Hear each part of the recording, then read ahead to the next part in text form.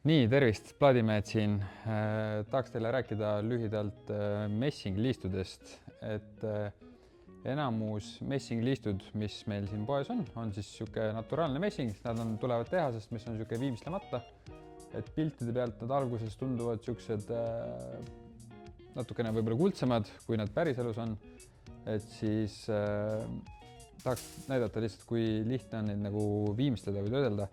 Et kui ta on alguses niisugune kollane, siis võtate lihtsalt ühe karukeele, näiteks svammi selle kareda poole, lihvite ja ta muudab oma tooni kohe niisuguseks võib-olla kliendile võib-olla meeldivamaks tooniks, mida ta siis nagu algselt siis nagu taga ajab, et ta on niisugune, ei ole nii kollane, vaid on niisugune natuke rohkem kuldsema moodi. Ja mis on just messingu juures hea, on see, et erinevalt alumiiniumist on ta siis läbinisti terve materjal, ta ei ole nagu alumiinium, mis on värvitud, et kui tahetakse panna näiteks parketi ja plaadi vahele messingliistu, siis meie soovitaks kindlasti täis messingust liistu, sellepärast et kuna ta on läbi materjal ja kui ta kulub, siis on ta ikkagi sama tooni. Et näiteks kui vaadata seda värvitud alumiiniumliistu, siis lõpuks on ikkagi ta niisugust hõbedat alumiiniumtooni, mida ta kindlasti nagu võib-olla algselt ei soovigi.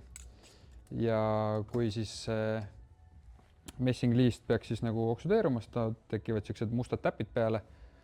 Et neid on ka üsna lihtne nagu puhastada, lased lihtsalt seda ainet peale ja samamoodi selle karukeelega. Mõnikord ei ole seda ainet isegi vaja, et käite lihtsalt siis selle niimoodi üle ja saate ta ilusti puhtaks. Messingliistu on võimalik erineval viisil töödelda, et teda saab nii harjata, lihtsalt siis nagu tuhmimaks või matimaks muuta siis selle karukeelega ja saab ka lihtsalt poleerida. Siin plaadimeestes väga palju erinevaid profiile messingliiste ka. Et kui keegi soovib endale kandilist profiili, on olemas kandilist, tavapärane L-list, eks ole.